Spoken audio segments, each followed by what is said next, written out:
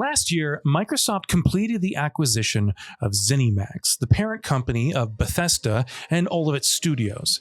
Development teams such as Bethesda Game Studios, Machine Games, Tango Gameworks, and Arcane Studios became first-party Xbox teams, while Microsoft expanded its roster of IP with major additions like Wolfenstein, The Evil Within, Dishonored, Prey, and many others. The deal was worth $7.5 billion, and at that time, it was hard to imagine something else happening in the near future that could come close to it in terms of scale and widespread impact.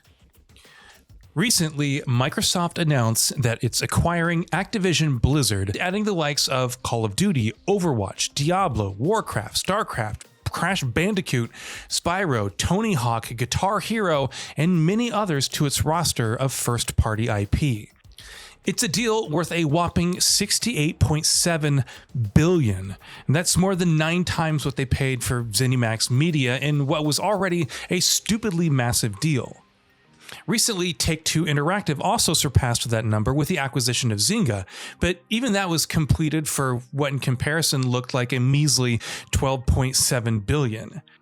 In fiscal year 2020-21, all of Sony's net equity at $50.8 billion was several billion short of the figure Microsoft is paying for Activision Blizzard.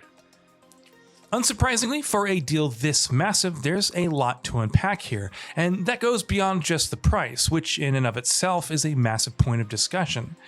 The question that pops up first and foremost is one that, given the context of the last few months and what they've meant for Activision Blizzard, cannot be ignored. The company has been caught in a number of controversies, with multiple reports having brought to light its long-standing and widespread culture of toxicity, abuse, and harassment. Many issues have reportedly gone to the very top, with fingers having been pointed at Activision Blizzard CEO Bobby Kotick having as well. Thousands of employees and shareholders have demanded the resignation of Kotick, but Activision Blizzard's board hasn't budged, though some reports have claimed that Kotick might consider resigning if he can't bring about swift and necessary changes to address the company's many issues.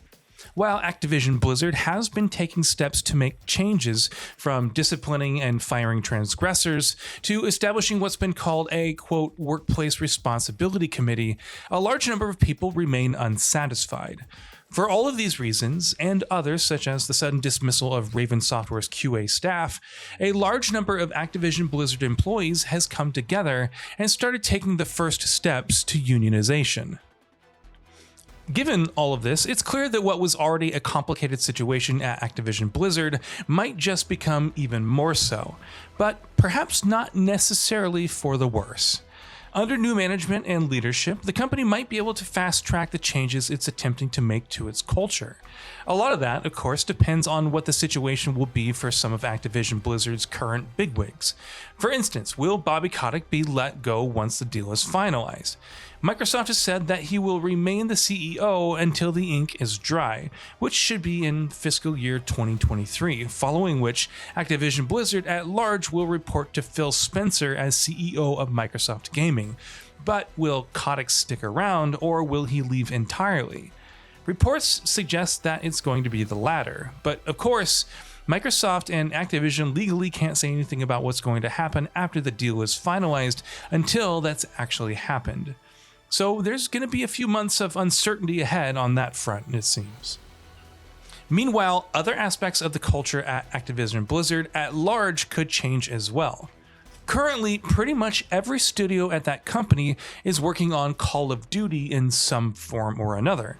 They're all collectively feeding the COD machine, which means a number of beloved franchises are being wasted on the sidelines, including the likes of Crash Bandicoot, Spyro, Tony Hawk's Pro Skater, and others, while Blizzard has clearly been struggling with its output as well. Microsoft, on the other hand, has proven over the last couple of years that it's looking for a diverse output from its studios, so perhaps under Xbox leadership, Activision Blizzard Studios could be allowed to branch out and work on new and different things. Then there's the other big question. How's Microsoft going to handle exclusivity for future games released by Activision Blizzard?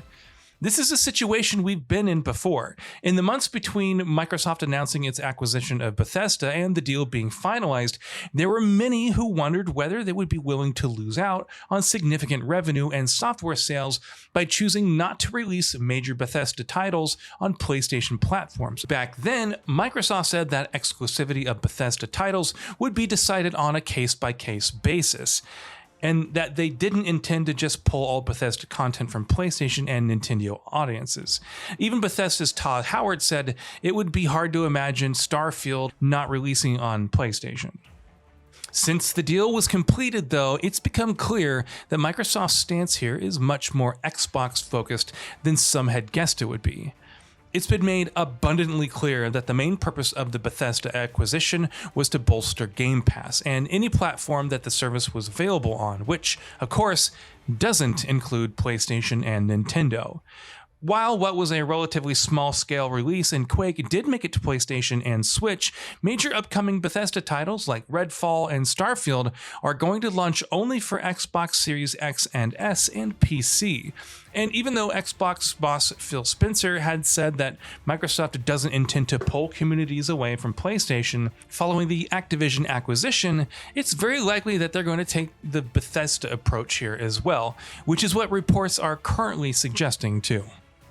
And that makes sense. They didn't spend $7.5 billion on Bethesda to keep publishing big games on PlayStation, and they definitely haven't spent $69 billion on Activision Blizzard to do that. While there isn't going to be complete clarity on this front until the acquisition gets finalized, it's easy to guess at what the situation is going to look like. For starters, Microsoft is most likely going to honor the announcements that have already been made for upcoming Activision games and release them as multi-platform titles if they have previously been confirmed as such. Of late, Microsoft-owned studios have brought Psychonauts 2 to PS4, Deathloop exclusively to PS5, and will be bringing Ghostwire Tokyo exclusively to PS5 as well. And that's happened because those announcements had already been made before those acquisitions were finalized. If the Activision acquisition follows a similar path, we're likely still going to see Diablo 4 on PlayStation and Overwatch 2 on PlayStation and Switch, whenever those come out. That said, it wouldn't be surprising in the slightest if Microsoft decides that all future premium yearly Call of Duty releases will be on Xbox and PC only. Any major new Activision Blizzard games that get announced following the deal being closed are probably not going to release on anything other than Game Pass and all the platforms it's on, which includes PC, Xbox consoles, and Xbox Cloud Gaming. On the PC front, we're likely going to see Activision Blizzard games finally releasing on Steam, given the fact that Microsoft has been bringing a large number of its Xbox Game Studio titles over to Valve's platform. Meanwhile, the Activision's continued and ever-expanding focus on the mobile market is also going to fit in nicely with Microsoft's approach, especially where cloud gaming is concerned. If Call of Duty does indeed become exclusive to Xbox, though, that would be a huge blow for PlayStation. There's just no getting around that. Sony also gets a cut of the ridiculous amounts of revenue they generate from digital sales and microtransactions, while there's also the fact that there is a decent chunk of the PlayStation audience out there primarily buy PS4s or PS5s to play Call of Duty. To lose all of that in one go will make a big dent. Which, of course, leads us to the next big question, once again bringing us to the topic of consolidation, which has been a major point of debate in the industry for a while, thanks in large part to Microsoft's acquisition of Bethesda. And, well, now this. Microsoft isn't, of course, the only company making acquisitions right now. It seems a large number of publishers in the industry have been on spending sprees of late, including Sony. But with Bethesda and now with Activision, Microsoft has snatched up two major third-party multi-platform publishers, essentially taking them away from competitors almost entirely. Acquisitions of a smaller scale, such as Insomniac Games with PlayStation, Ninja Theory with Xbox, generally have more pros than cons. Smaller, individual teams are flooded with more resources and financial backing, and in many cases are encouraged to retain their individual culture. But when entire third-party publishers are being bought up wholesale, well, That's an entirely different situation. At this point, one can't help but look over the likes of EA, Take-Two Interactive, and wonder if any of them are being eyed by some of the big spenders in the industry right now as well. One way or another, it cannot be denied that this acquisition is one of the most fascinating things that's ever happened in the industry. There's a whole lot to unpack in a deal as massive as this one, and it remains to be seen how it'll impact not only Activision Blizzard and Xbox, but also others in the industry, such as PlayStation. One has to assume that with Activision content also joining Game Pass at launch in the future, the subscription service, which already boasts 25 million subscribers, is going to enjoy continued rapid growth. At this point, though, it seems like even that's going to be just one small facet of the widespread impact that this acquisition is going to have. And that brings us to the end of this video. A quick request before we conclude: we upload new videos every single day, and if you like what we're doing, please consider subscribing. It really helps us out. Also, don't forget to enable all your notifications by clicking the bell icon so that you can receive daily video updates. Thanks for watching.